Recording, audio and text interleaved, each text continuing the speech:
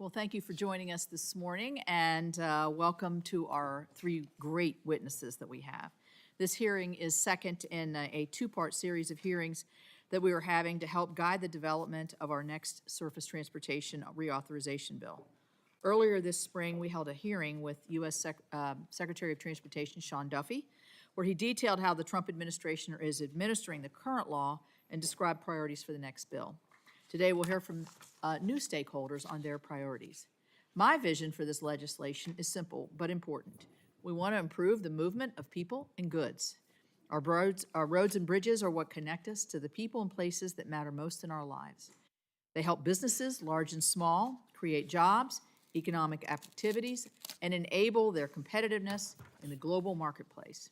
For example, my home state of West Virginia is pursuing important projects like Corridor H to better link our communities to essential services and economic opportunity. This legislation will provide the funding and establish the policies and programs that enable the improvement of the surface transportation network that we all rely on. Since the enactment of the Bipartisan Infrastructure Investment and Jobs Act, the committee has reviewed and conducted oversight on existing programs and policies, and we've learned a lot about what is working and what isn't. The IIJA met a generational level of investment in our surface transportation network, but there have been some challenges in the implementation. We know that the highway formula programs are producing results in communities across the state. We also know that there have been some issues getting discretionary grant awards out the door and producing tangible improvements to that network. When Secretary Duffy appeared before the committee, he outlined the backlog of more than 3,200 discretionary grant awards without signed grant agreements that he had inherited from the prior administration. I appreciate the Secretary's ongoing efforts to address this backlog, and I know that the Department of Transportation is making progress in getting these agreements in place. As a matter of fact, I believe they've done over 1,000 of those already, have resolved those. We will apply the lessons learned from IIJA to shape the next bill, and those lessons have led me to three principles. I believe these principles, I have discussed these principles at our hearing with the Secretary, but I believe it's important to reiterate them today. Principle one, improving the safety, and I want to emphasize safety and reliability of America's surface transportation network with impactful investments. In recent years, we've seen an increase in the number and scope of federal transportation programs. These programs sometimes have duplicative purposes and project eligibility, and this leads to an expensive and time-intensive process to get funding out the door and lessens the impact that the legislation can make. As we craft the next bill, we must prioritize investments that instead optimize federal funding and give state partners the confidence to invest over a longer period of time. We should focus on eliminating duplicative programs and increasing funding for the highway formula programs that our states rely on and, as I said earlier, have a proven track record of success.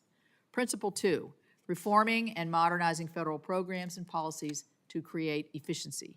We all know that as currently structured, federal requirements can add red tape that increase costs and slow down the completion of projects.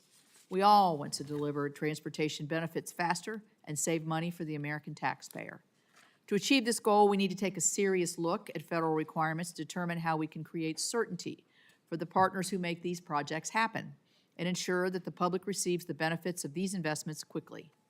Principle three, addressing the variety of surface transportation needs across all states. Obviously, different states have different needs, and we'll, I think, hear about that today. I wouldn't expect West Virginia, with our mountainous peaks and valleys, to which Senator Curtis is not here to tell me how much more mountainous his state is, so we'll just say we're the mountain state. That's right, to prioritize the same transportation projects as other states. We need to avoid top-down mandates from Washington, D.C. and give states the flexibility to address the individual improvements that their communities need. It will take collaboration from my Senate colleagues, the Trump administration, and our stakeholders to complete this bill before the IIJA expires in September of 2026. We must be pragmatic, work in a bipartisan fashion to deliver a bill that sets us up for a productive conversation on this reauthorization effort with our colleagues in the House. I'm really grateful. I know many of you traveled far to the witnesses that have joined us today, and I look forward to learning about these priorities. This is an excellent opportunity ahead of us to make a pivotal impact on our surface transportation network. Each of us knows how important that network is and the role that it plays in keeping our country's economy and people on the move. I'm excited to get to work and continue the EPW's committee's bipartisan tradition of developing legislation that delivers for the American people. Ranking Member Whitehouse, I now recognize you for your opening statement. Thank you, Chairman, for this hearing. Thank you to the witnesses for being here. Welcome particularly to Mayor Gallego, who will be introduced later by her Arizona kinsman, Senator Kelly. As we consider the next surface transportation reauthorization bill, I'd be remiss not to remind everyone that Democrats will have no reason to do a bill if we have an administration that will not faithfully execute the laws, meaning both sides of any compromise we reach. On the bright side, DOT has made substantial progress obligating money to hundreds of previously frozen grants. New draft guidance for the National Electric Vehicle Infrastructure Program, NEVI, was submitted to the Office of Information and Regulatory Affairs. This is progress. But NEVI is still stalled at OIRA, and periodic threats continue to politically disfavored projects like high-speed rail and congestion pricing. I want to get a bill done, and I have given my team the green light to work on details. DOT is moving in the right direction, particularly when compared to the dumpster fire of political corruption at the Environmental Protection Agency. Here in Congress, there's bipartisan agreement about strong federal commitment to our infrastructure. But the American Society of Civil Engineers still gives our roads a D+. We have more than 43,000 bridges still classified as structurally deficient. 39% of our public roads are still in poor or mediocre condition. Close to 40,000 people still die each year on our roadways in the wealthiest country in the world. Our directive is clear: work together to build on the early successes of the IIJA and further improve our transportation infrastructure. As we do this, prudent investments must account for anticipated conditions.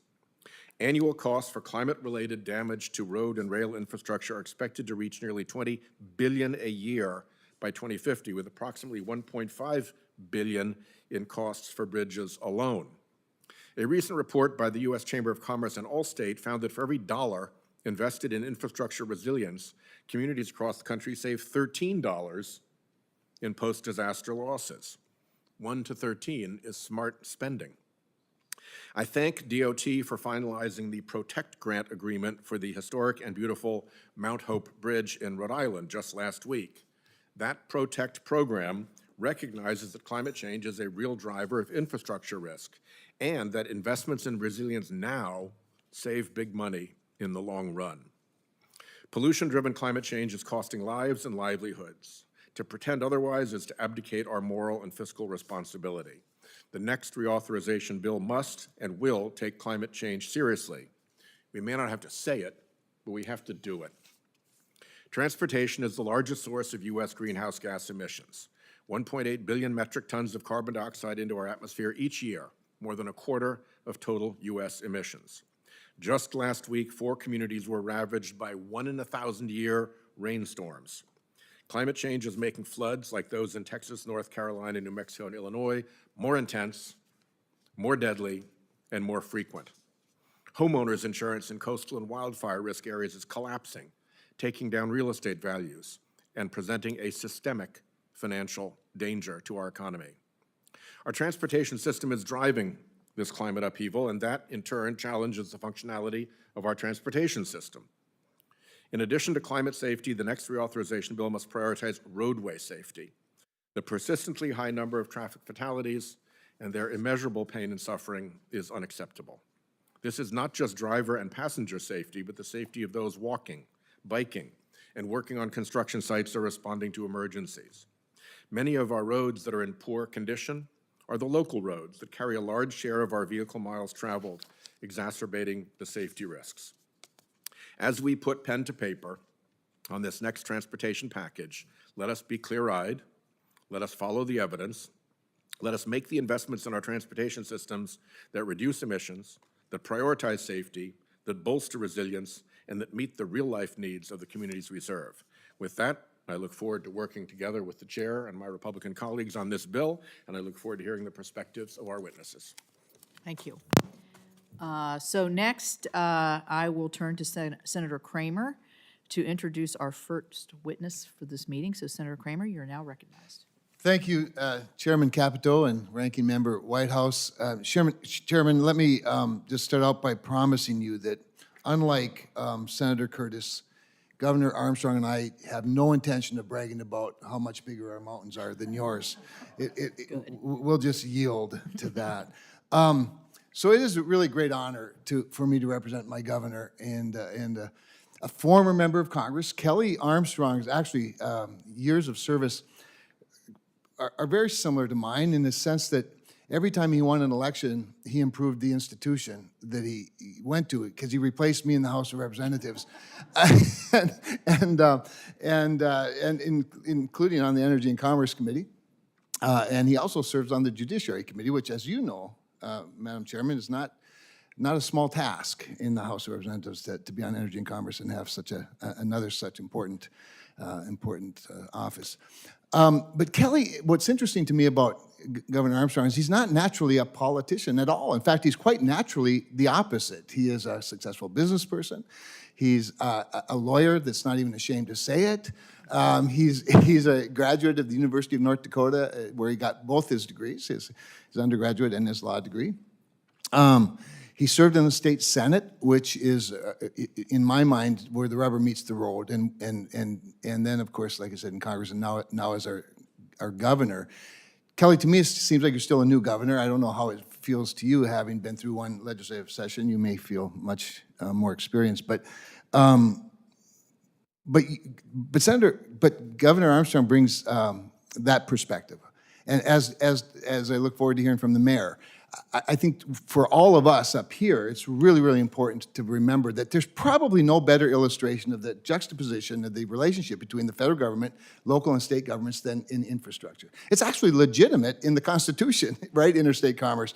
And so Kelly brings that very important perspective from a rural state that produces a lot of things that we don't consume in our own state, or at least we don't consume nearly in the supply that we provide to a hungry world and a growing economy, whether it's energy or food, or how you get semolina wheat to the mill to turn it into flour, or durum wheat to turn it into semolina flour, to get it to a pasta plant, to get it to the restaurant in New York.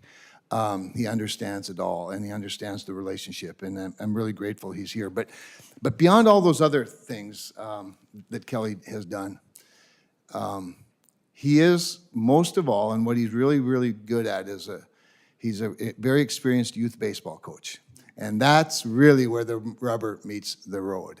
And so with that, Madam Chair, it's just my honor to introduce Governor Kelly Armstrong. Thank you, Senator Kramer. And I would mention that Governor Armstrong is testifying here on behalf of the National Governors Association this morning. And I will say to all of you out there, today is the Congressional Women's Softball game. We are playing at Audi Stadium tonight at 7:30. It's going to be televised. I'm the only senator playing, so we better get through that vote-a-rama quickly so I can get there. But this is how I met Governor Armstrong. He helped coach and coached us, I think, over on the third baseline for one of our games. So it's really great to see you, and I welcome your testimony, Governor.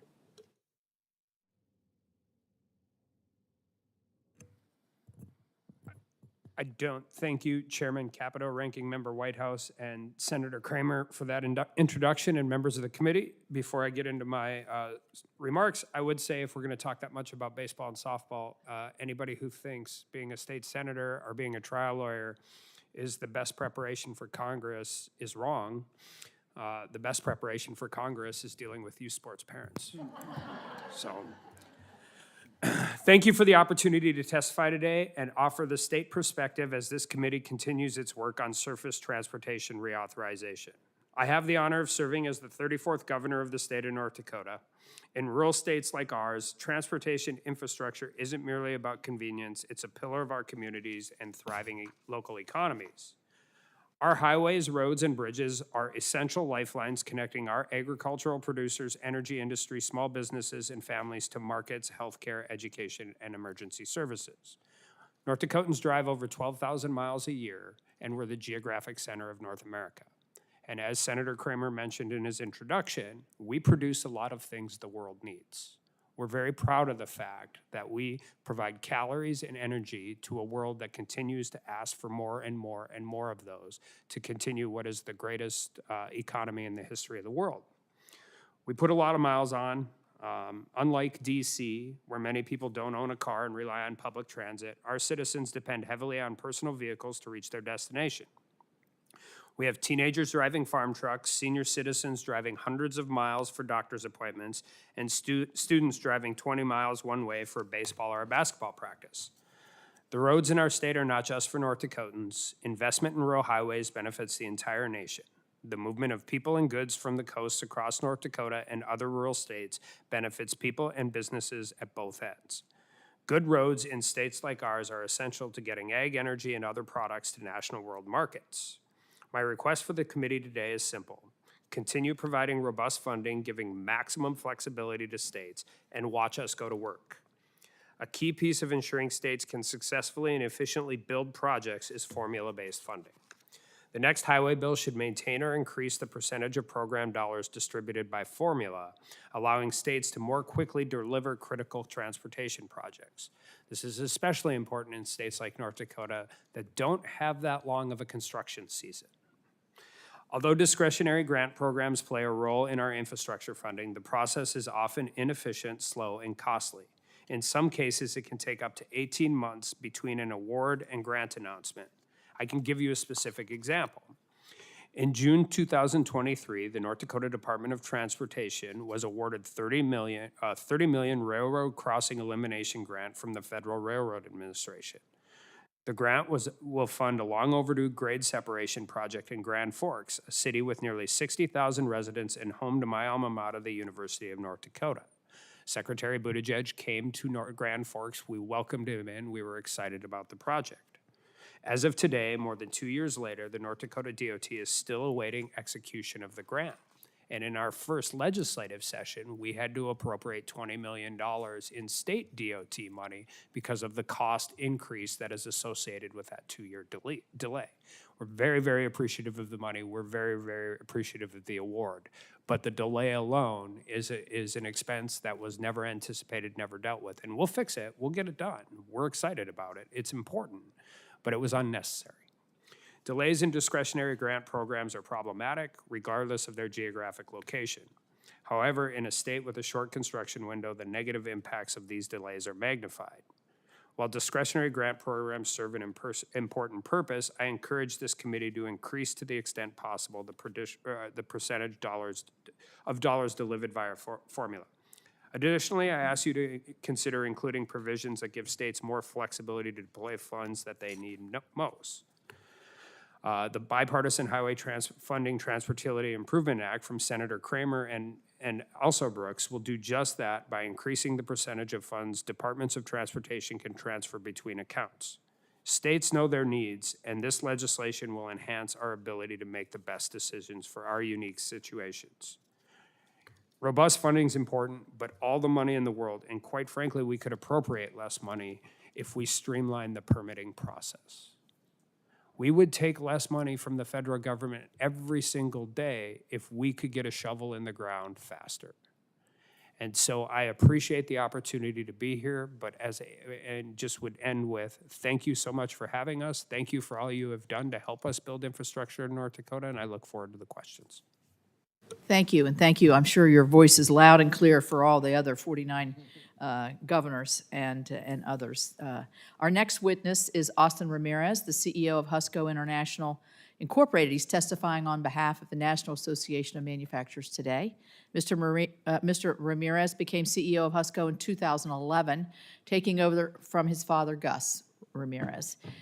Today, Husco has over $500 million in annual sales, employs over 1,500 people worldwide, and has a global footprint. They specialize in high-performance hydraulic and electromechanical components.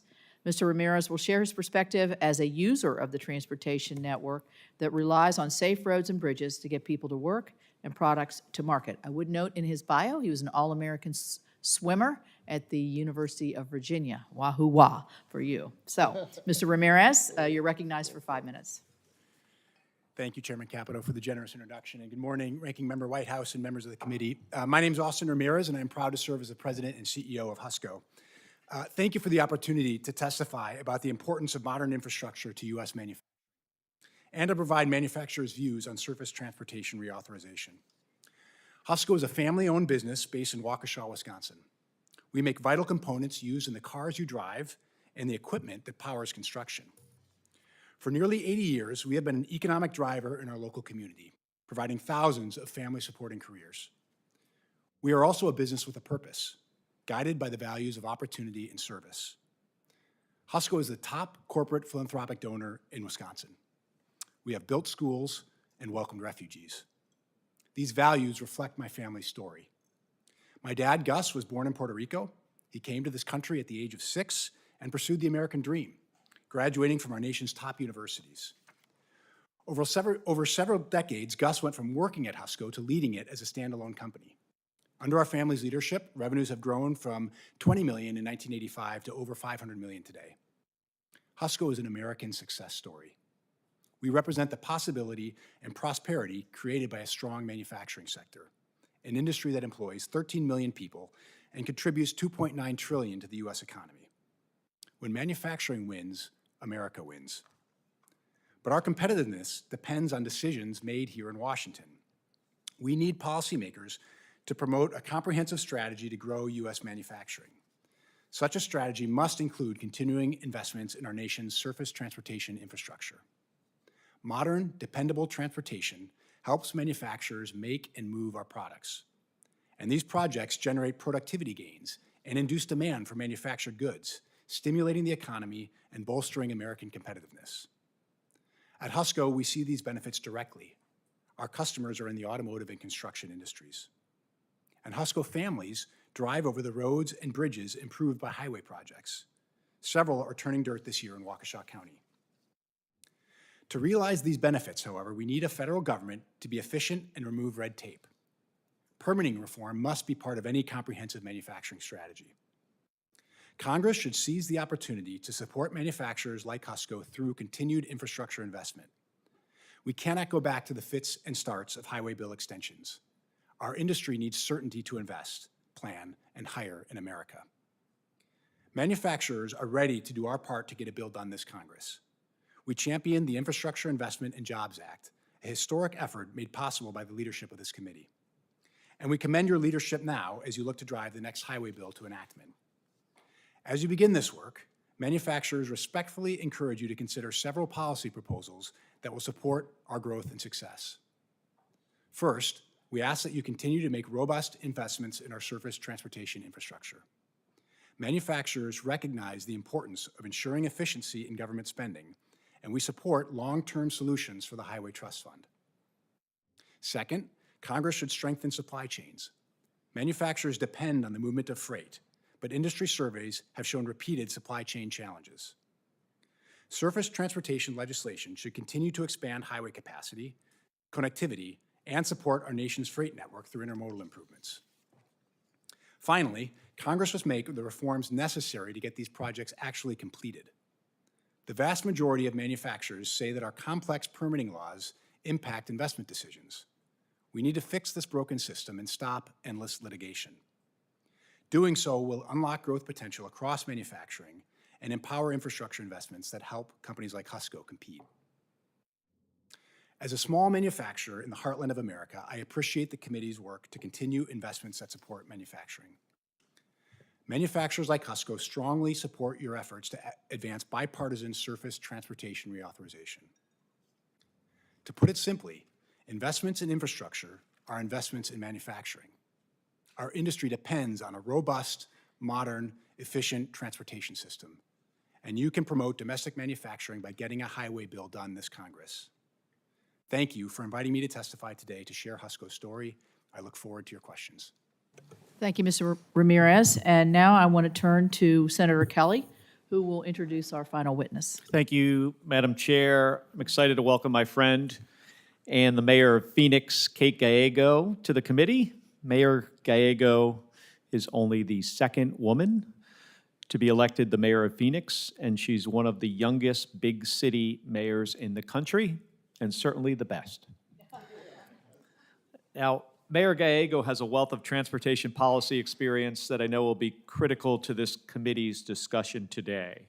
During the Biden administration, she served as chair of the Transforming Transportation Advisory Committee, and she continues to serve as chair of Climate Mayors, a bipartisan network of nearly 350 mayors across the country who are leading cities to meet their sustainability goals.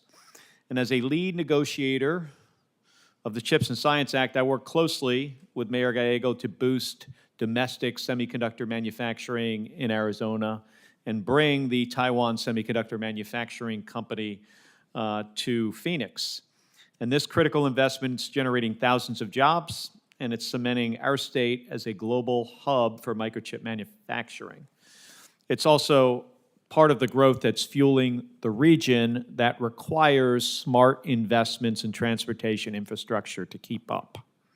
Mayor Gallego, thank you for testifying today as the committee discusses the upcoming surface transportation reauthorization. I know how valuable it will be to learn from your experience about what Congress can do to meet the transportation needs of urban areas while ensuring that our infrastructure remains resilient in the face of climate change. So with that, Madam Chair, hand it back to you. Thank you. Welcome, Mayor, and we look forward to your testimony. Thank you. Thank you. Thank you, Chair Capito, Ranking Member Whitehouse, Senator Kelly. Thank you for the wonderful introduction and invitation, members of the Senate.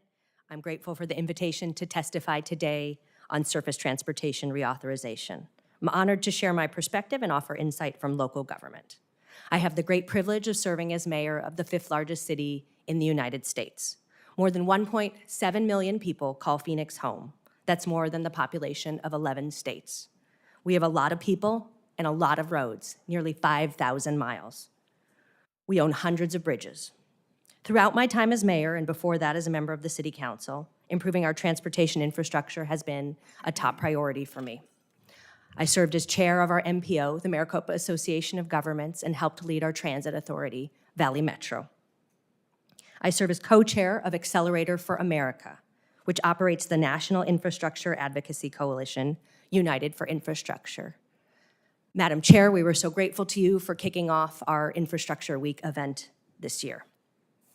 I chaired the US DOT Transforming Transportation Advisory Committee, a national panel that advised on how to use technology to improve surface transportation. Our work included tools to speed project delivery, as well as how to best use AI and automation. I also serve as chair of Climate Mayors, where I have the privilege of working with a bipartisan network of nearly 350 of my colleagues to work towards making our communities safer and more resilient. Recently, our coalition had the honor of speaking with Ranking Member Whitehouse. It was a perfect showcase of how the direct collaboration benefits our levels of government. That's why I'm excited to speak with you today. The Infrastructure Investments and Jobs Act was revolutionary for our city. It's essential that the funding levels from that law continue, or better yet, increase, to allow states, tribes, and local governments to carry on the essential work that the law spearheaded. One thing I know is top of mind for all of us is safety. With an average of 30,000 crashes annually and an average of 2 crashes resulting in serious injuries every single day, NHTSA has consistently ranked Phoenix in the top 3 cities in the nation for overall traffic fatalities. That is not a point of pride. As a mayor, among the moments that stick with me the most in this job are the tragedies that involve children. Both as a mom and a local leader, there's nothing worse than seeing a child get hurt. One moment I will always carry with me is speaking with the father of a young woman who was killed due to a traffic accident.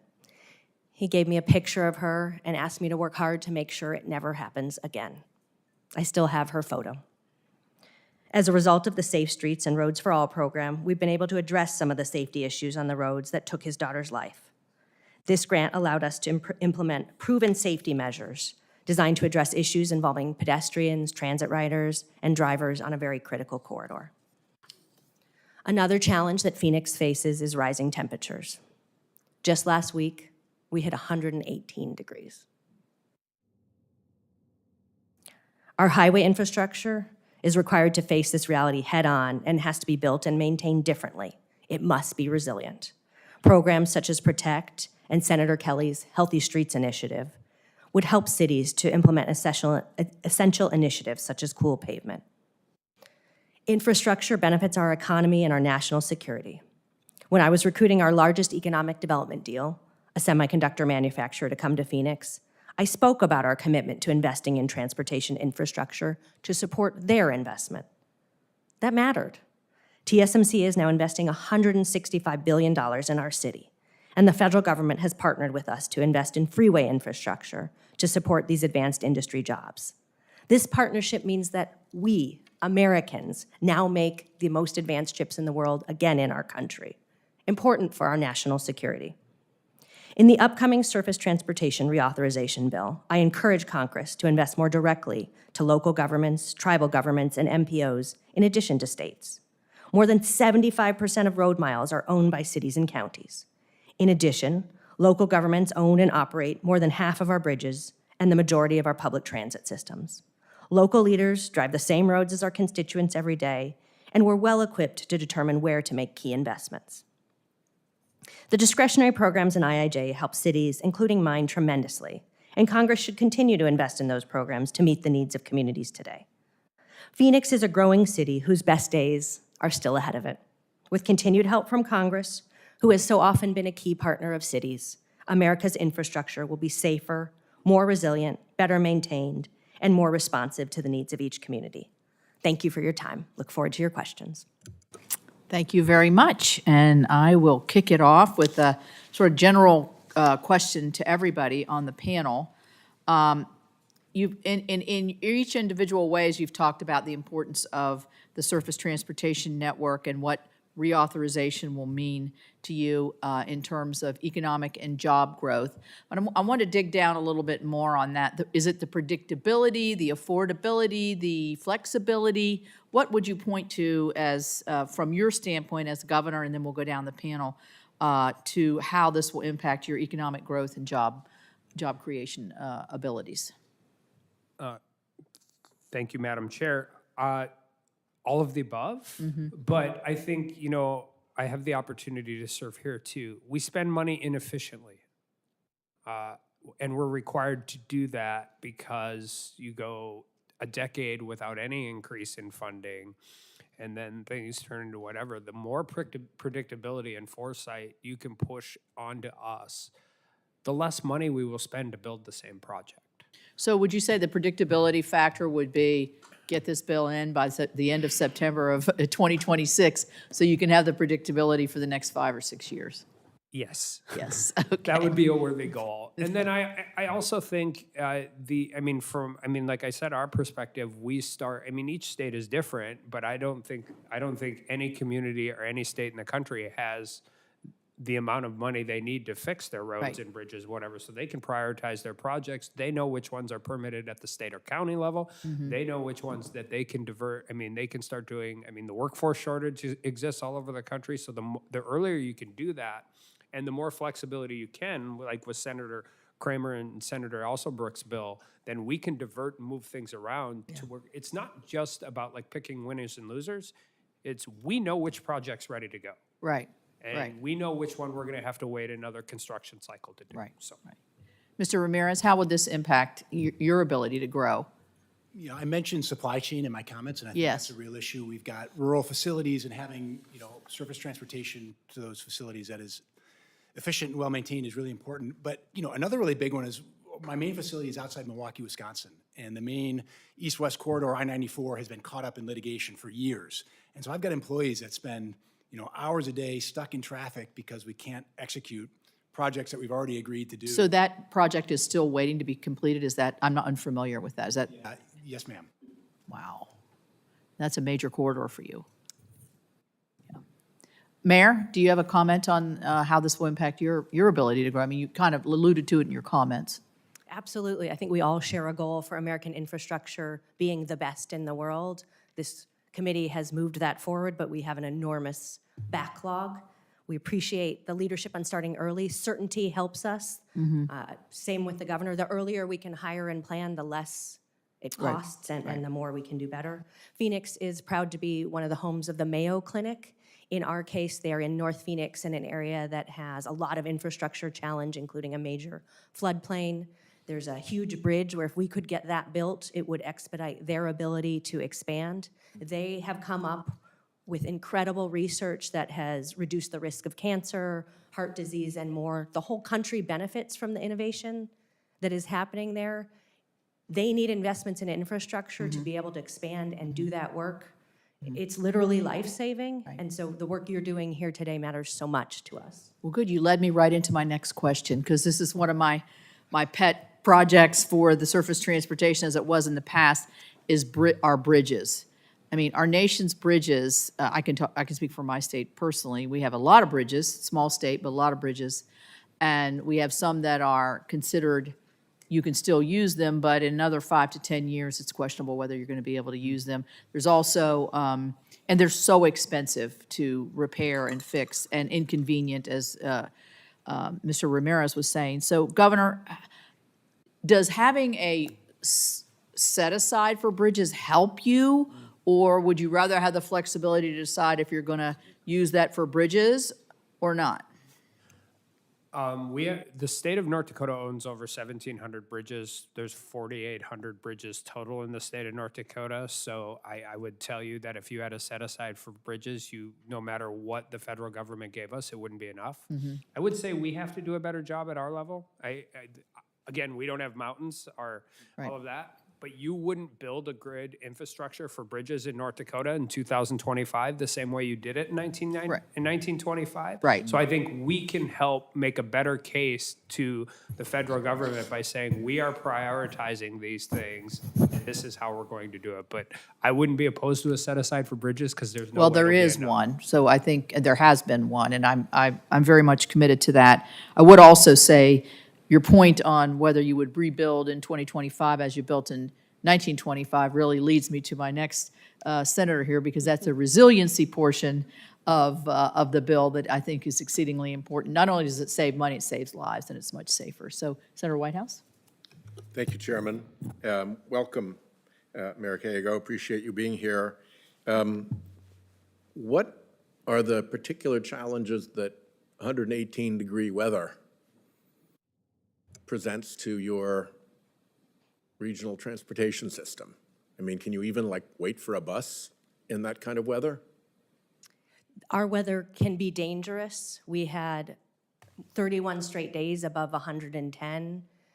Workplace safety really matters. I appreciate that you both emphasize how important that is. We hope surface transportation reauthorization will make sure that as construction contracts go forward, we honor the men and women who are building America. We have to make sure that they are structured so that safety is part of the areas we incentivize the most, because construction in 118 can be dangerous. Yep. We don't want least cost bids that say you can't take breaks for water and shade, because those abilities to cool yourself down matter so much to our community.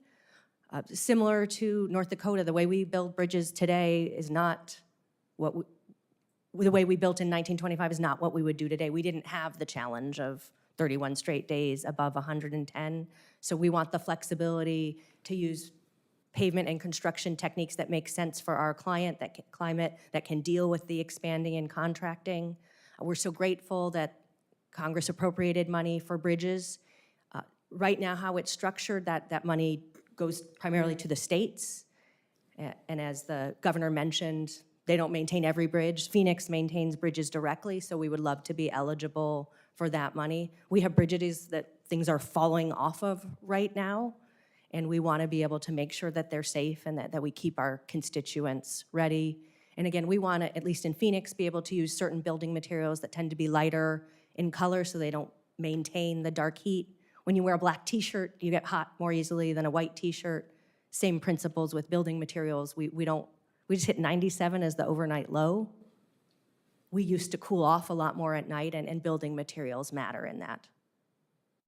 When I visited Phoenix some time ago, I met with the city's emergency management and law enforcement people who pointed out that they were having staffing issues in the heat, because responding, for instance, to a regular car wreck could require a lot more people, because the heat effect on the first responders could be such that they need to be actually switched out on a pretty regular schedule, say responding to a fire, for instance, and that you needed people who are there to help cool them down so that the payroll load for the same task had gone up considerably because of the dangers of trying to work, particularly with protective gear on in that kind of an environment. Is that still the case? That is still the challenge. For us, we now need to have mobile cooling units on site at fires so that our firefighters can cycle in and out. Like West Virginia, we are home to beautiful mountains. Phoenix is proud to have the largest urban mountain park of any big city. But when our firefighters go in and have to do multiple rescues in a day, it's dangerous. I've called firefighters who've been hospitalized after doing these rescues because it is so hot, and often they will have to carry the weight of human beings. We try to pre-position ice throughout the city to cool people's bodies down. It's a real challenge, and vulnerable populations are impacted the most by the heat. Yeah. Mr. Ramirez, you mentioned in your testimony clean school buses, which is something dear to my heart because in addition to everything else, the school buses have kids in them and they go around neighborhoods and they have fairly standard routes, so they're pretty easy to put a charging schedule on, and they don't spew particles and exhaust into neighborhoods as they go around and as they idle. How would we best, in a highway bill, try to gather into our decisions some of those benefits that aren't kind of instantly in the program of, for instance, kids waiting for the school bus to pick them up, having clean air to breathe at the school bus stop instead of school bus exhaust to breathe? It's a great comment. I think anytime you do a major investment, you need to look holistically at all the positives and negatives associated with that. I'll tell you, our business is making components for automotive applications, including things like school buses. And almost every new product that we manufacture has something to do with emissions and efficiency. And that's true on the internal combustion engine side as well. If we can improve every internal combustion engine by 5%, that has a huge impact on the environment that our kids and our cities are dealing with, just as much as making electric vehicles go further for every charge. And do you think a pollution tax or fee would be a sensible thing to look at to fund infrastructure improvements? I don't know that I have a position on the right way to do it. I think considering environmental impact is certainly appropriate. Thank you. Senator Kramer? Thank you. Thank you all. This has been very, very interesting. And you've done a great job, by the way, of answering my first two questions, so I won't repeat them. Although I will say, my first two questions would have been about formula funding and the importance of that, and the flexibility within the formula to do the things that are important in a city or a state, and I appreciate all of that. What we haven't talked about yet, though, is adequate funding. Where do we get this revenue from? And it's interesting because as you all know, we are the pay to use system is what our highway system's built on, except it's completely dependent on people who pay gas tax largely. And yet not all vehicles utilize gas, or at least, and even the ones that do utilize less of it or use less of it. And yet this becomes such a major political struggle, not among us so much as out there, because it's so misunderstood oftentimes. So I'd like each of you, perhaps, particularly the governor and the mayor, to talk about any ideas you might have about how we approach, whether it's electric vehicles, even hybrids, and having some sort of a way for them to pay to use this system in a way that's not offensive to everybody. And now I am asking for political counsel, quite honestly. So I'll start with the governor. I think that you kind of hit it. I'll just start with the gas tax part of it. I mean, we had a bill in the state legislature to raise the gas tax that didn't pass. I think we run into if you're going to raise any tax, a use tax is significantly more. I always get a little concerned about vehicles miles driven. I've written 500 briefs on the Fourth Amendment throughout the course of my life, and I don't know exactly. One, North Dakota drives a lot. I think Wyoming's number one, but we're in the top 10. So you would negatively impact states like mine. But I think a real conversation about, I'll back up. I think if you can deploy the money faster and allow us to do things faster, that's what I think is the easiest version for adequate funding, because we don't need as much. And if we have more flexibility and we can do it quicker, we can do that. But I think it's a real conversation. I mean, every car, combustion or otherwise, is driving a lot more on that 18.3 cents of that is being taken in. And I think that as you get more and more other vehicles on the road, there is going to be a disparity there. But didn't North Dakota, I know most states have a registration fee of some sort now that's applicable to all vehicles. Is that at least a way to get to it? Yeah, I think at the state level, I think that's I think that's appropriate. I think whatever four-tired vehicle that ends up on the road is going to utilize that road and is going to require maintenance and upkeep and all of those things. And you can incentivize. I mean, there's a lot of political reasons that different people incentivize things. I mean, we're just talking about school buses. I hope they exempt places that have a shortage of school bus drivers, so we actually have schools getting out early. And I mean, and running schools, and they're driving 200, 300, 400 miles a day in that single school bus, so. Yeah. Mayor, maybe you could address the same thing, because it seems to me that with this large dependence on federal funding, it just doesn't seem right to me that certain categories of vehicles aren't paying what I would consider to be their fair share for the cost of building and maintaining these roads. Do you have a thought or a solution on that? It's important to me that we adequately fund the National Highway Trust Fund. Phoenix is a proud member of the National League of Cities, and the league has produced 7 principles around this item. We would like to make sure it's adequate funding. We want to protect privacy. Any new solution, we think technology needs to be ready to go on day one. This is so essential, we have to get it right. And so I'll share those principles in my written testimony, but I think they're a good guide for how we can improve in this area. Thank you. In the area of permitting, or maybe just reform in general, and you've all spoken to the efficiency issues, do any of you have just some solid closing recommendations for ensuring that infrastructure projects do move faster, get permitted, move faster, while also maintaining a high level of environmental protection? I'll start with you, Mr. Ramirez. Thank you, Senator Kramer. You know, this is a really complicated topic, but I actually think the solutions are pretty simple. We need deadlines in the regulatory process that are enforceable, and we need limited expedited judicial review. I think if we do those two things, we'll actually get infrastructure dollars from being approved and allocated to actually being spent and invested in new projects. Counselor, would you support expedited judicial review? I would, and I think the one agency permitting process at the federal level, I think you all have a unique opportunity, because a lot of the fights that are associated with infrastructure reform don't apply to roads, but try getting a bridge permitted across a federal waterway. And we're not building new ones, we're replacing an existing one. But every one of our constituents wants this kind of infrastructure, and you don't get into some of the ideological fights that exist in transmission or pipelines or some of those things. Sure. Thank you all. Senator Padilla. Thank you, Madam Chair. Thank you to all three of you.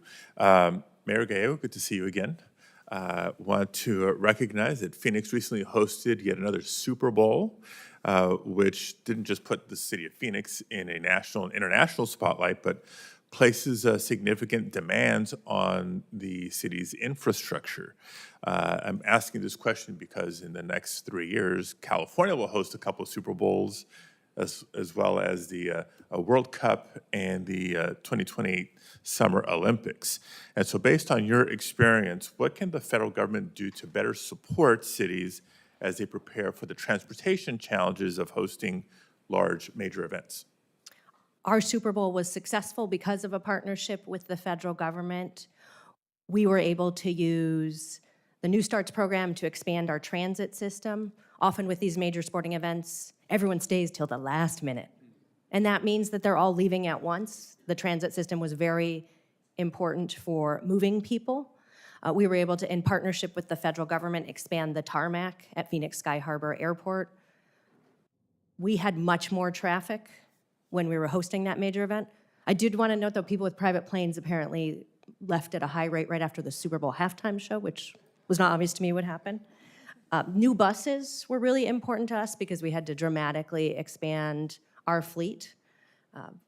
I should note, in past Olympics, Phoenix has helped other cities that are host communities by lending buses, and I think all working together, we can help make sure it is a great experience. Our country is in the international spotlight, and it's in all of our best interest to make sure that works well. Not this community's jurisdiction, but the safety dollars you all sent are very important. Unfortunately, we're in a world where every pretty much city is investing in things like vehicle barriers, trying to learn from what happened in communities like New Orleans, and that done in partnership with the federal government. Right, those are the big two, security and transportation. Back to the Super Bowl experience again, are there any specific investments or flexibilities that could have been additionally helpful for the city that we should consider as we're crafting the next bill? I think we would, again, because we often build our systems for the average transportation users, and these events cause such a huge spike, we would love that the federal government understand the huge variety and look at funding for peak levels, because you will hit an all-time peak in every mode of transportation in Southern California, and we ought to consider that in our planning. So that's a way we might need to modernize. It's important to us that security dollars and transportation dollars go hand in hand. Our transportation system does have some vulnerabilities, and so we need to plan ahead. We saw during the Paris Olympics, one of the most dangerous safety threats was to their train system, and so we ought to learn from that and plan ahead. Yeah, I was there when that happened. So thank you for that. May have some follow-up questions both on that topic as well as the heat stress, heat island effects, and some of the initiatives that you're pioneering. I know it came up earlier in the hearing, but wanted to associate myself with that as a concern and as a need. Thank you for your leadership on that topic. It will save lives. And colleagues, I'll call your attention to the map of current fires out west. So we have a lot of work cut out for us. But in my time remaining, I do want to ask a question of Mr. Ramirez on a different topic. The bipartisan infrastructure law provided $2.25 billion for the Port Infrastructure Development Program to strengthen our nation's ports and freight systems. We know that these investments are part of a broader effort to expand capacity and keep goods moving more efficiently and reliably across the country. Now, you mentioned in your testimony that supply chain issues are a primary business challenge for nearly a third of manufacturers. So can you talk about the need for continued investment in port infrastructure in our efforts to keep goods moving efficiently? Thank you for the question, Senator Padilla. Absolutely. So Husco is a global company. We've got facilities around the world. We've got suppliers around the world. We both import a lot of components from the rest of the world into our U.S. facilities, and we export products that we make in our U.S. facilities around the world. So certainly ports are an absolutely critical part of the supply chain infrastructure that we have to deal with, and has been an issue with congestion over the years. So any suggestions as to not just to maintain changes, additions to the port components of transportation legislation? I think continued investment in technology and how we load and unload containers can make a huge difference in throughput for our ports. Modernization and new fuel sources like hydrogen. Thank you, Madam Chair. Thank you. Senator Husted. Thank you, Chairwoman Capito, and thank you to all of you for being here today. I represent the state of Ohio. We call ourselves the heart of it all because you make everything, right? We have agriculture, we have manufacturing, we have a lot of things. I will brag for a moment that in the recent CNBC ratings of best states to do business, we were number 5, and we've got number 1 rating in infrastructure. And I have been involved in those issues over the years, and one of the things, the reason that we were rated number 1 is because we've invested the money. We've actually asked people to sacrifice by paying a little bit more so that we could have quality infrastructure to make roads safer, to make sure that the infrastructure serves our manufacturing capacity, and those things matter a lot. And so, and different states take different approaches. Some states have very hot weather that affects their roads. Some have freezing, thawing. We know salt, all of those things on the roads, and it really impacts the things that we do. And I just am interested in advice from each of your perspective on, as we think about our highway infrastructure and and what we're doing for roads, bridges, and new technologies and adoption. So what advice do you have for us as we consider how to fund those things and regulate those things going forward? I'll start with you, Governor Armstrong. My advice to my colleagues when I was here, and will always be as a governor who deals with this, set metrics and let us get there. Set reasonable, realistic metrics. Don't prescribe how we meet those metrics. And that exists in everything, but particularly in these things, because the way they do it in Arizona and the way we do it in North Dakota is going to be different. We have bridge needs, they have bridge needs. You touched on it. We don't have 118-degree heat. We have 60 below wind chill. And we have, a lot of different issues. So I appreciate when we start talking about resiliency and we talk about all of these things, but the hair on the back of my neck goes up because I think it's just going to make it slower and slower and slower. If you can set metrics that are reasonably attainable and don't slow down the process, we'll meet them. We know how to do it. Our construction guys, our state guys, they want to do it. We don't want to rebuild it. We don't want to have to fix it any more than we have to. So that would be my advice or request. Thank you, Senator. We talked about the philosophy of the users of infrastructure paying for infrastructure and having consistent funding. I think that's really important. But I think even when you have that, if we can't go from allocating dollars to actually getting projects done, I don't think anything is more frustrating than that. Than hearing about infrastructure spending, but actually not seeing projects get completed. So to me, it comes back to permitting and regulatory reform so we can shorten the time between allocating dollars and getting a project actually completed. Yeah, time is money. Inflationary costs, things happen. You thought you had enough money.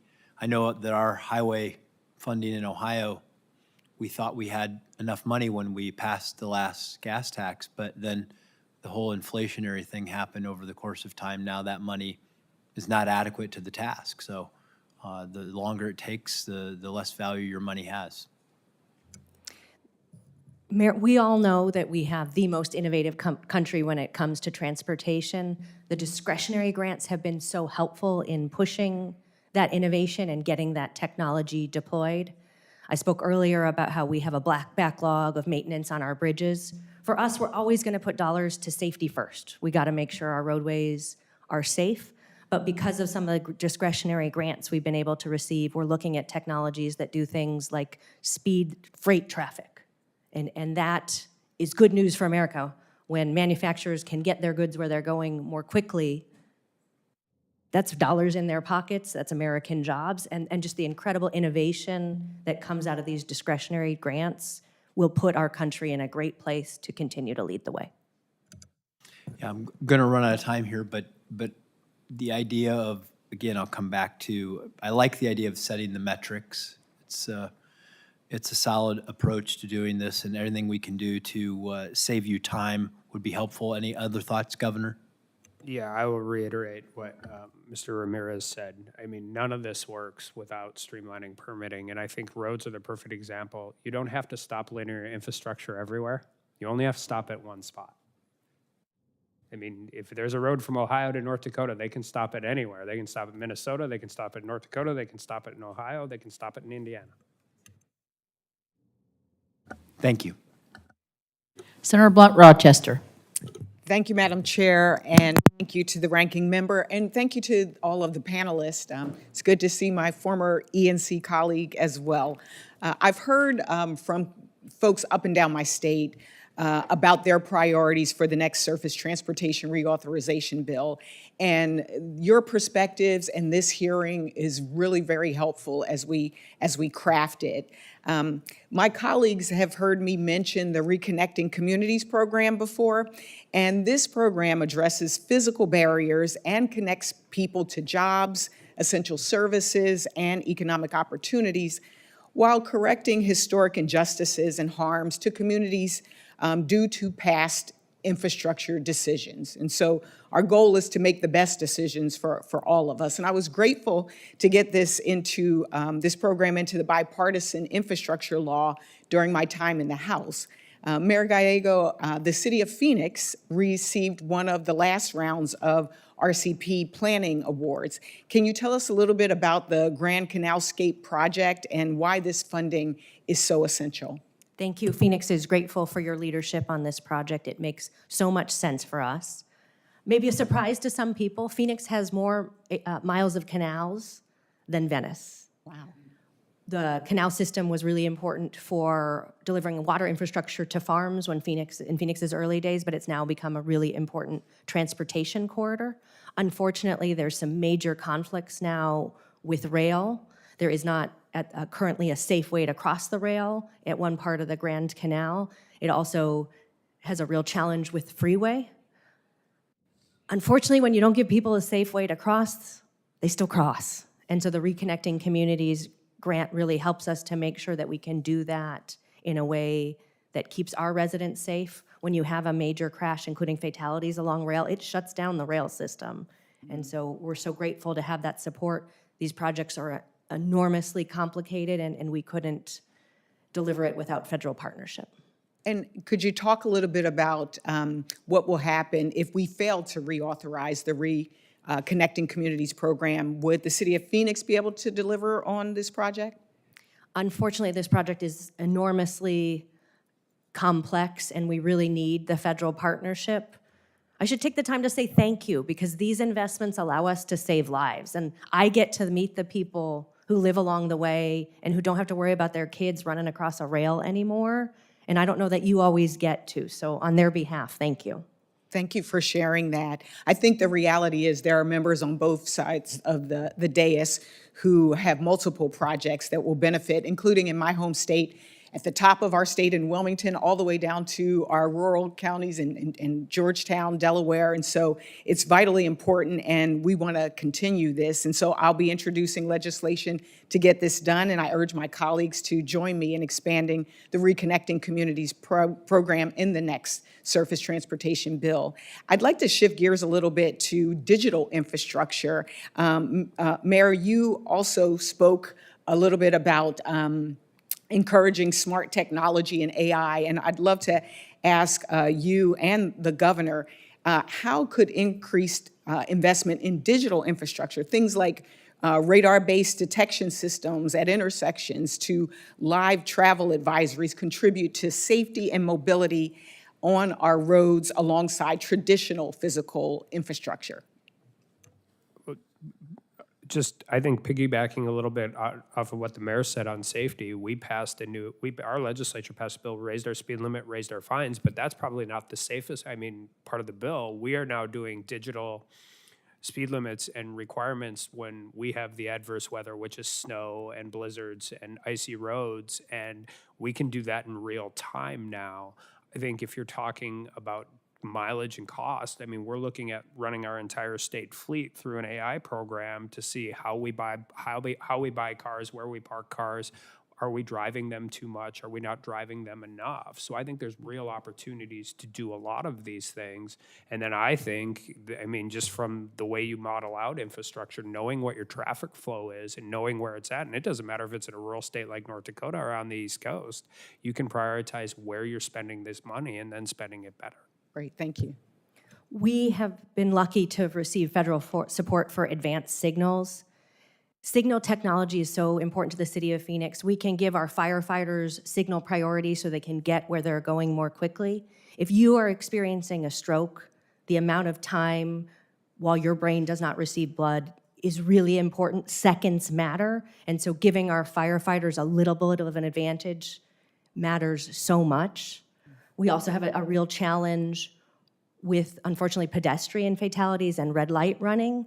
There's technology today that we are going to be able to install thanks to the Infrastructure and Jobs Act that can stop a signal if someone is in the intersection and save a life. Yeah. I had a very important boss who was killed in one of these accidents, and I hope my work as mayor of Phoenix will mean that fewer people don't have to go through that, but your investment in this technology helps us save lives. Thank you, Madam Mayor. I will be pushing for digital infrastructure formula funding, and hopefully that will save more lives. Thank you so much, and I yield back, Madam Chair. Thank you. Senator Bozeman. Thank you. Thank you, Madam Chair, and thank you, Ranking Member, for holding this important hearing today. Governor Armstrong, in Arkansas, 43% of our residents live in rural areas, and we rank 16th for fatality rates on rural roads and 3rd for rural pavements in poor condition. Some federal programs like NEVI and PROTECT can make it harder for states to target those basic rural road needs.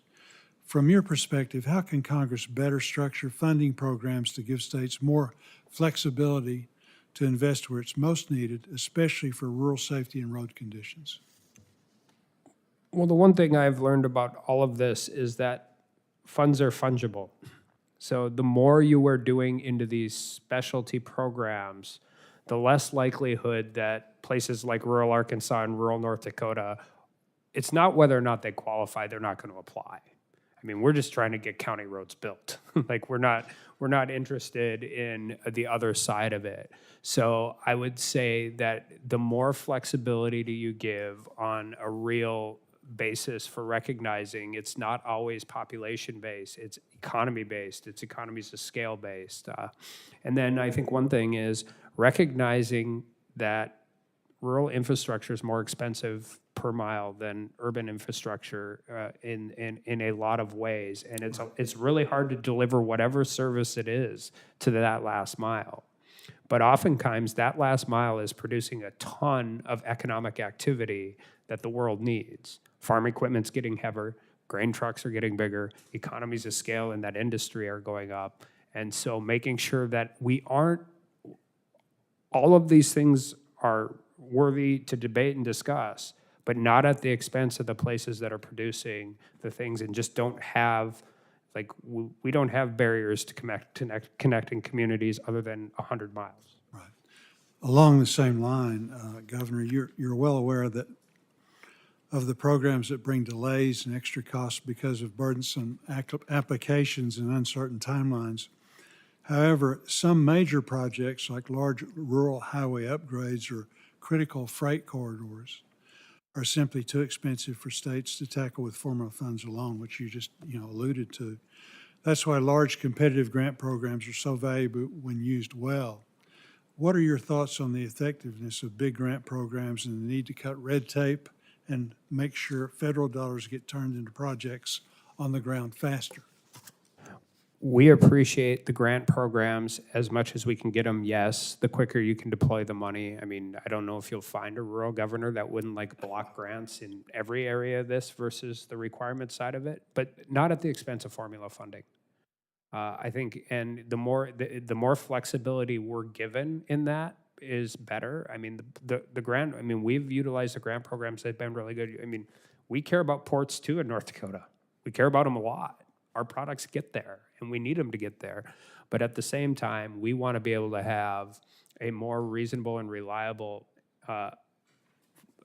cost analysis for the next construction season so we can better spend the dollars you send to us. Very good. Mr. Ramirez, you know firsthand that strong infrastructure is critical to manufacturing competitiveness. Rural areas produce a significant share of our nation's manufacturing and farming output, yet population decline and shrinking tax bases make it harder to modernize roads and bridges. What federal investments or policy reforms would best help manufacturers in rural states remain efficient and connected to national and global markets? Thank you, Senator. Great question. And, it's true. Most things don't get made in big cities. We manufacture in rural environments, and that's certainly true for Husco, and I think most manufacturers across our country. I feel a little bit like a broken record, but I really think the key is around permitting reform and not just getting dollars allocated, but getting projects completed. Right. Very good. Thank you, Madam Chair. Thank you. Senator Sullivan. Thank you, Madam Chair, and want to welcome the witnesses. And you're going to see a theme, I think, here on this issue of permitting reform. This committee has a long, I think, real positive history of producing significant bipartisan infrastructure, and I'm really hopeful that we can under the chairman and ranking member's leadership. Do that again with this highway bill, but the key's got to be permitting reform. I think even my friends on the other side of the aisle, who, let's face it, oftentimes resist it, because you got far-left radical environmental groups who love the fact that NEPA takes 10 years, because you can't build anything then. They do, that's a fact. I see it in my state all the time. But Governor, let me start with you. You know, my state, Alaska, is resource-rich, infrastructure poor. We have less road miles in Connecticut, and we're almost 120 times bigger than Connecticut, and a lot more natural resources in Connecticut. So how do we ensure that a highway bill for the whole country takes into account places like my state or your state that have huge resource potential, but not nearly the number of roads that we need, that the rest of the East Coast has? 82% of the communities in Alaska are not even connected by a road. So how do we make progress in that regard? I think the first and most important answer is an equitable formula that gives states maximum flexibility on how to spend their money. Secondly, I think there's two ways infrastructure gets beat up. How heavy is it, or how much is it driven on? Those are the two ways infrastructure gets beaten up. You might not have as many miles driven or as many vehicles traveling on any of those roads, but the things you're doing in Alaska are pretty heavy. Yeah. And they're pretty important. And so recognizing that you factor those things in, but eventually I think the answer to the simple portion, the implementation is really hard, right? But the simple portion is making sure you have an equitable formula that gives states the maximum amount of flexibility and certainty. Great. Mr. Ramirez, let me go to permitting reform. It's such an important issue. The Supreme Court and its 7-county infrastructure coalition versus Eagle County was a great course correction on NEPA, saying, look, this is a procedural, not a substantive law. You don't need 10,000 pages in 10 years. We had a gold mine in Alaska, the Kensington mine. It's now employing about 450 people in Southeast Alaska.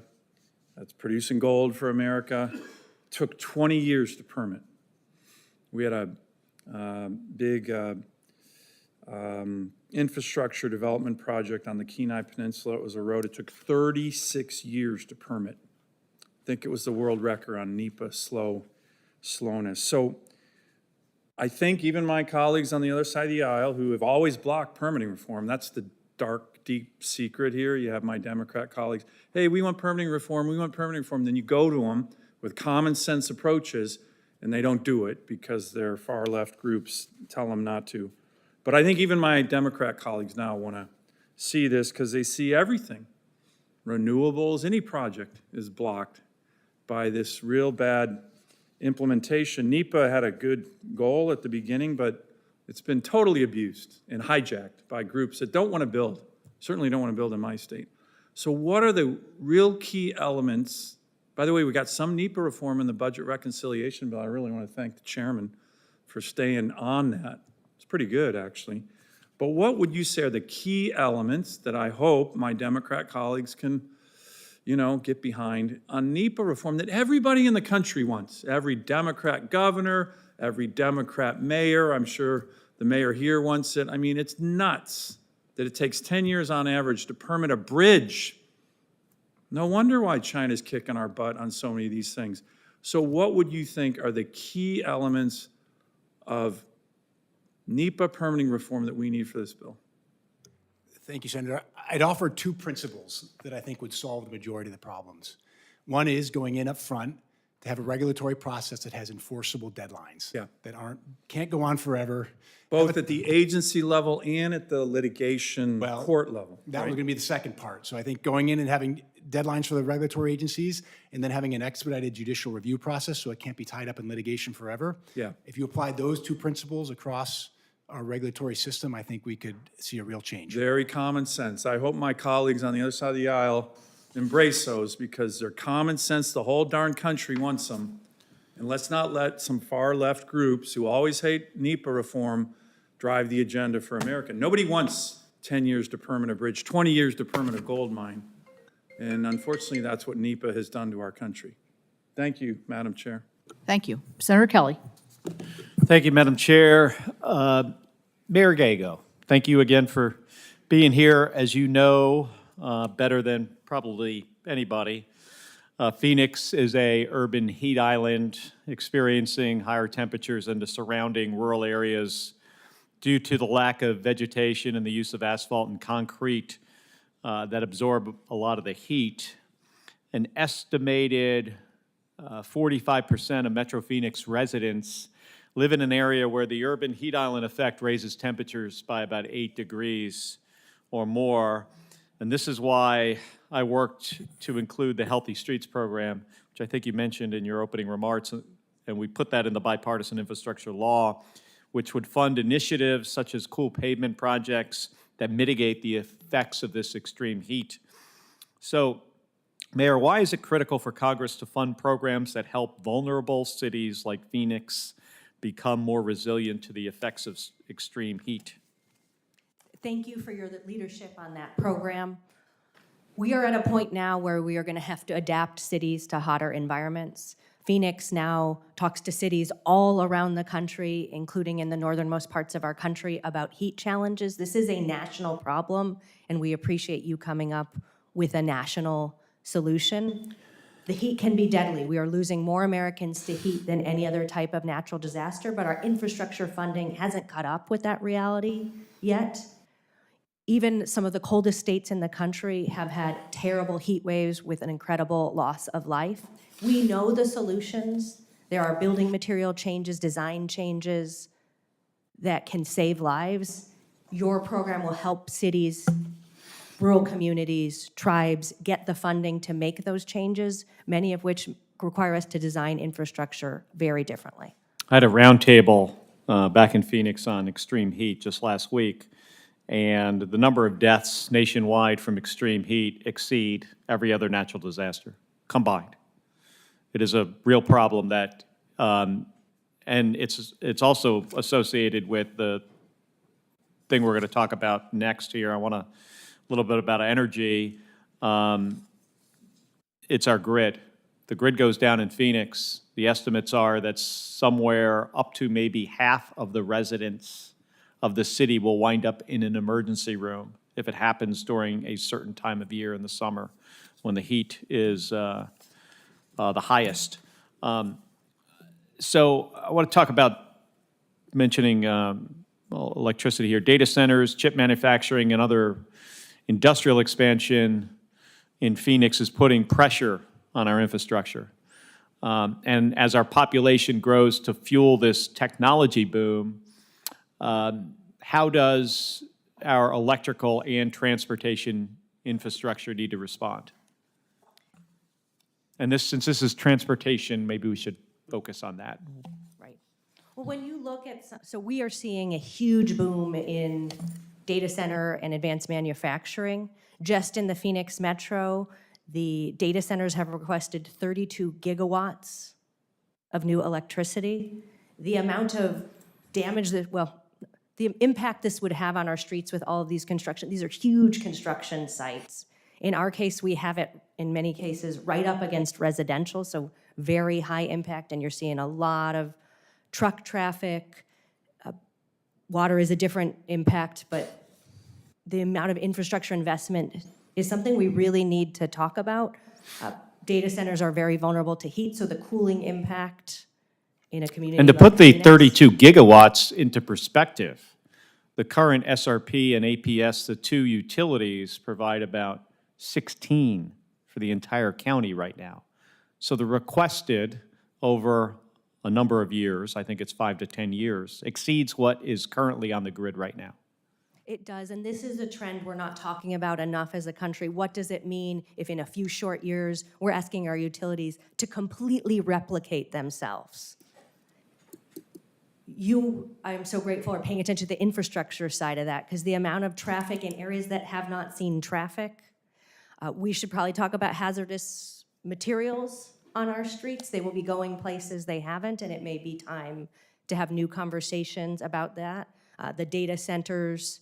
There's a conversation in Arizona and several other states about small modular reactors, so that would put nuclear material in areas that have not seen nuclear material before. Phoenix is the 5th largest city in the country. Our transportation department needs your support to navigate that, as do our firefighters and others who will need new types of training. If we are going to see this change, we have to look at how it impacts our street network. There might be some time where we might also be able to reduce regulation, particularly around semiconductors. There's some hazardous material regulation that we might be able to update to be able to make it a little bit easier to do business. But it really is time to look at the types of material that will be traveling on streets that have never seen it before, and how we have the appropriate regulatory system from the federal government for these issues. Thank you, Mayor. Thank you for being here. Thank you. Senator Ricketts. Thank you, Chairman Capito, and thank you for your dedication providing a strong foundation for the next Surface Transportation Reauthorization Bill. Hearings like this are invaluable as we work to build legislation that will address key transportation infrastructure issues. So thank you, Chairman Capito, and thank you, Ranking Member Whitehouse, for holding today's hearing, and thank you to the witnesses for coming here today. Governor Armstrong, welcome to Washington. I've talked before this committee about needing the flexibility in the next reauthorization, and I've been looking for some ways to be able to provide that flexibility through the infrastructure supply chain. You're from an agricultural state, as I am. Agricultural products are a large part of the infrastructure advantage that we have in being able to provide that. I know this is especially true in Nebraska, and one of the things that I found when I was governor was that oftentimes my Department of Transportation thought their customer was the road, not the people who drove on the road. We have $9.9 billion in agricultural exports every year, and I'm sure North Dakota has got a lot of agricultural exports as well. So transporting these goods is vital for both of our states and the country's economic growth. That's why I recently introduced the Variance Act with my colleague Senator Schiff. This would allow a 10% axle variance for vehicles transporting dry bulk goods. As you know, sometimes corn that's going to shift around a little bit, so you can't necessarily keep this corn or the soybeans over every axle.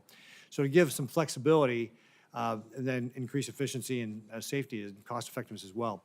So this is one that I hope that in many ways we can look at the PW committee to be able to go forward on. Governor Armstrong, you know, where have you and your DOT experienced regulatory roadblocks, and how can Congress best address these things in the next reauthorization? I'll deal with one we haven't talked about yet, which is rail. And the thing with rail is we're trying to get to our friends on the coast to get our products to port. And eventually you run into bottlenecks. And sometimes it's a state line with different political ideologies. Sometimes it's just a place in which you can't get it in the ground. And so we can build the front end infrastructure, and North Dakota's done a really great job of that. But eventually we can only build our infrastructure out enough that it can get through Montana, Idaho, Washington to the port. So I think understanding that the ability to do those things only works in North Dakota if it works all the way to where it's going. And the more you create that, and Senator Ricketts, you'll understand this as well, I want as much competition in the marketplace for my ag producers as humanly possible.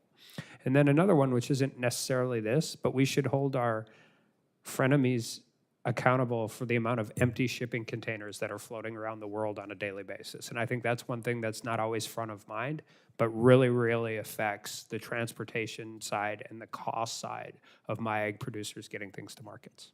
Have you, just on that issue, have you found that you've had trouble getting containers to North Dakota because of that? Yes, I mean, and Or rail cars? either trouble in supply or trouble in cost. Yeah, great.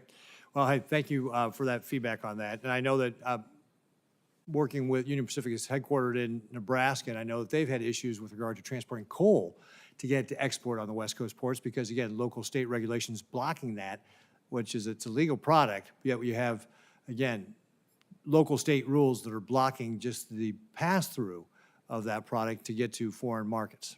For all of the expansion of the interstate commerce clause, there are some places where it is necessary. I don't have a port in North Dakota. I have to get my products to a port. Yeah, point well taken. Thank you, Governor. Mr. Ramirez, you are the president and CEO of a manufacturing company. I'm sure you've run into various issues as well.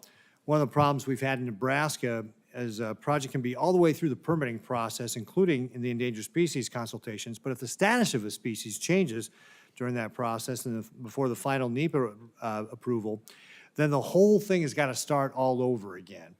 And you mentioned a couple of issues to Senator Sullivan with regard to, kind of bigger picture things of making sure that we've got timelines and that you've put limits on the litigation. Are there other specific things like what I just described that would be great reforms to be able to think about as we go through a permitting process type reform? I think the concept of categorical exclusions is another one that I probably should have brought up earlier, but for similar types of infrastructure, having similar types of environmental reviews, again, that just strikes me as a common sense way to help expedite this process without giving up any of the robustness that our citizens expect. Great. Thank you very much, Mr. Ramirez, and thank you, Chairman. Senator Alsobrooks. Thank you so much to Chair Capito and Ranking Member Whitehouse for holding today's hearing. And thank you as well to all of our witnesses for joining us. Surface transportation is a vital part of everyday life, connecting people to jobs, education, and essential services. Decades of underinvestment, however, have left much of our country's infrastructure in poor condition, leading to traffic congestion and safety concerns. The bipartisan infrastructure law sought to address these issues by providing unprecedented investments to create a more reliable, sustainable, and equitable transportation network while creating jobs. For Maryland, which is my state, this meant dedicated funding targeting the repair of thousands of miles of deteriorating roads and hundreds of structurally deficit bridges. This piece of legislation also provided over $1.7 billion for public transit, helping to modernize buses, trains, and rail lines, and provided funding to programs that seek to improve transportation equity and safety. As the ranking member of EPW's Subcommittee on Transportation and Infrastructure and a member of the Banking Committee, I look forward to working with my colleagues here to ensure that the next authorization provides long-term predictable investments that repair our aging infrastructure, improve safety, and support economic development. So my first question is for Governor Armstrong. Welcome, Governor. Many rural counties, including those in Maryland, face unique challenges when it comes to roadway safety, like long stretches of unlit roads, limited emergency response, and aging infrastructure. So I wonder whether you believe that current federal safety programs provide states with sufficient flexibility to effectively address these unique risks. I'll like it better if yours and Senator Kramer's bill passes. Yes, exactly. And I think it's important, and even through the course of this hearing, the different things that exist. But and I said this regarding bridges, we also, we have to do a better job of building out safety corridors as well. But recognizing that delivering those services in rural areas is really, really difficult. And it's really difficult if there's 4 feet of snow on the ground and the wind is blowing 30 miles an hour. So the more flexibility we're allowed, the better we can have. And one of the things that is unique to a place like North Dakota is you have a bad winter and a late thaw, and all of a sudden I have a county problem or a DOT problem that nobody knew about until May 1st. Yeah. And if you are really restricted in how you utilize the money that is available to you, you are legitimately fixing things that would go 25 spots down the priority area because you're not allowed to use use the money for the one that should be number one. I totally get it. I was a former county executive of my county and understand so well exactly what you described. Next, I just have a question for Mayor Gallego. The Federal Highway Administration's PROTECT program is a critical new funding source for states and cities working to strengthen the resilience of their infrastructure.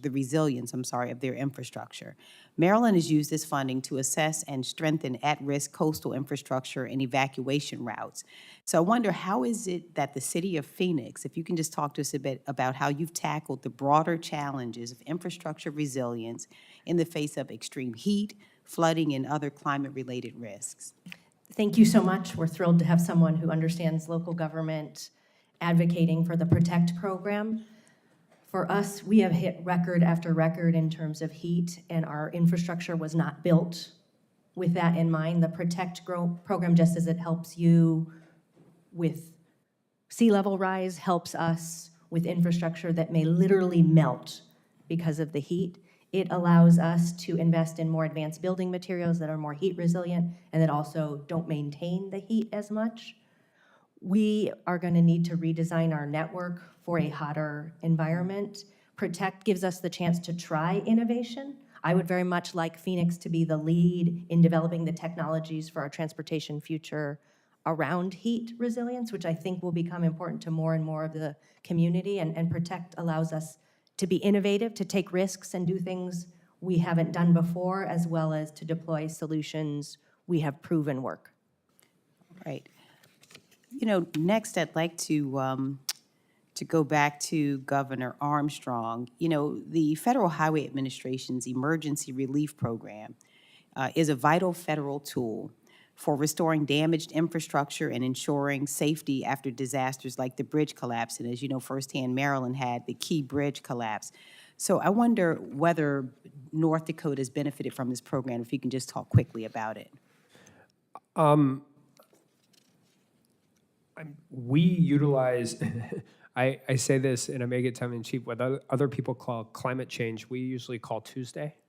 I mean, we can have 100-degree swings in October in the same town.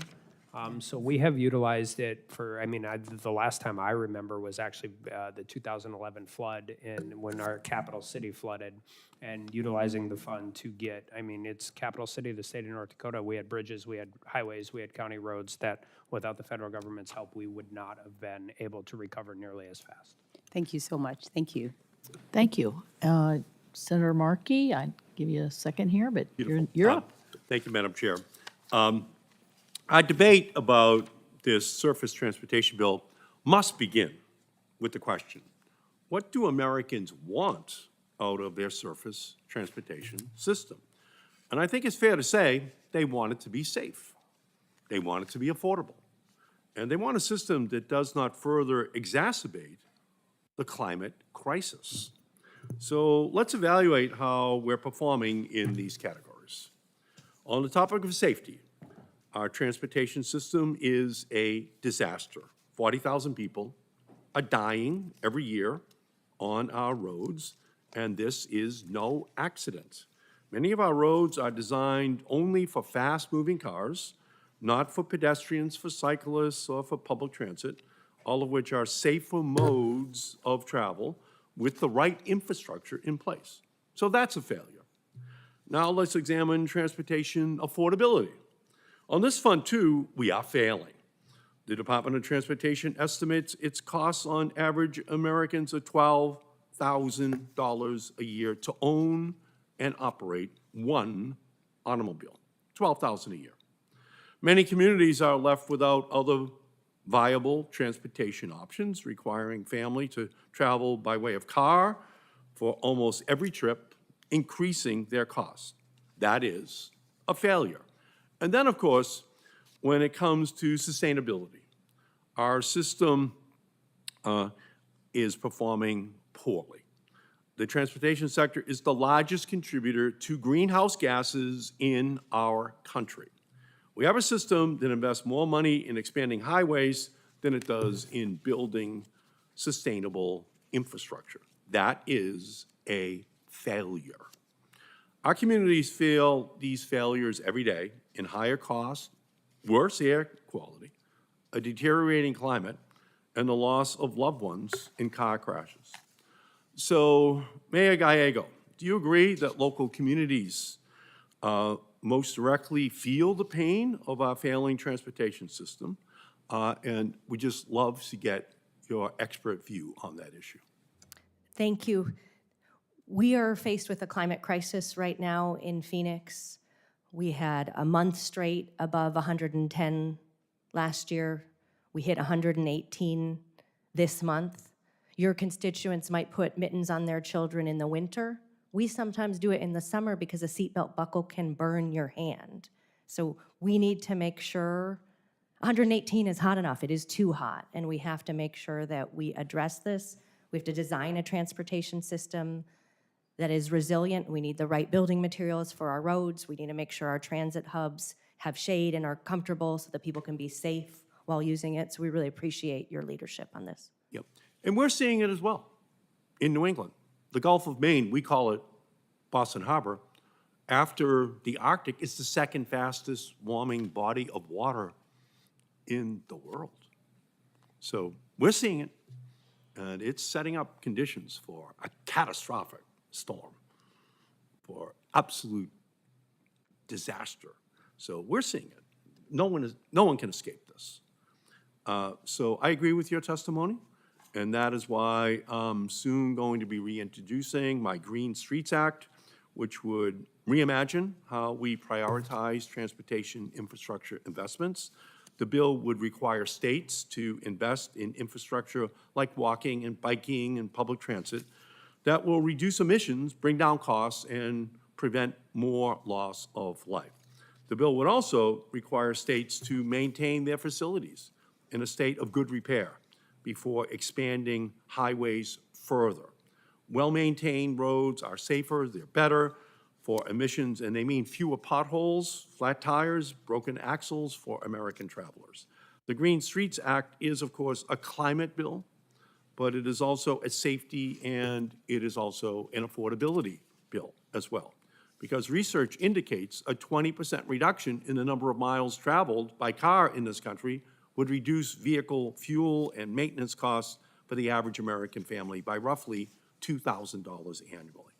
Even more importantly, the same reduction in miles traveled by car would save 180,000 lives by the year 2050 in our country. If there's anything more American than an automobile, it's consumer choice. And American families deserve a publicly funded transportation system that affords them the choice to travel safely, affordably, and sustainably. And I look forward to working with my colleagues on this committee, with you, Madam Mayor, with all concerned citizens in our country to ensure that the next surface transportation bill addresses these issues. Thank you, Madam Chair. Well, thank you. I think we're coming to the end of our hearing. I appreciate everybody's your testimony. I think there's a lot of similarities in what everybody's saying from the different standpoints of where you are. Permitting is something that Senator Whitehouse and I and our staffs talk about almost daily, and we know that this is at the heart of the efficiency that I think most folks and how the dollars can go farther than they can. So with that, I have no more comment. Do you have a comment? Just to emphasize the comment that I repeatedly make, which is that any bipartisan bill that does either surface transportation or permitting reform is going to have things in it that one side likes more than the other side likes. That's the nature of compromise on large pieces of legislation. Essential to going forward is some level of trust that the implementer of that legislation will be an honest implementer. And if we're going to have to continue to live through this selective refusal to release appropriated and obligated funds, if we're going to have to deal with an implementer that will favor, for instance, only the fossil fuel projects but not the clean energy projects, that's a huge deterrent to getting this done. I know I'm not saying anything new here. It's obvious to anybody who's ever been involved in a negotiation in which the implementer has to be trusted to make it work. We are not at that place yet by any stretch, but I have nevertheless instructed my team to go forward and try to get big bills done, and we can get through that gate when we need to. But I don't want anybody to be caught by surprise later on when we come to that gate and we don't see an implementer that we can trust, and things come to a halt that is unexpected or surprises anybody. So we're going forward in good faith. The chairman has been very good to work with, and I think, we can have some confidence that we can do these big things. But at the end of the day, there will be a gate that we have to get through, and that gate will be no more monkeying around with faithful execution of the laws for partisan or special interest purposes. Simple as that. Thank you, Chairman. Thank you, Senator Whitehouse. I can't resist, but I said the irony of what you've just said describes the pain I felt over the last 4 years. Because the way we wrote the highway bill, the way the implementation and the guidance that went through went far afield from what the original intent of the bill was. But we can argue about that, and so I understand what you're saying. Yep. And I think you're right, but I think you're right only because we've lived through this over the last 4 years. So with no further questions, I'd like to ask the witness and all my colleagues for your participation today. Senators who wish to submit written questions for the record have until 5 p.m. on Wednesday, July 30th, to do so. The witnesses' responses to those questions are due back to the committee no later than 5 on Wednesday, August the 13th, and will be submitted for the record. With that, the hearing is adjourned, and thank you all very much.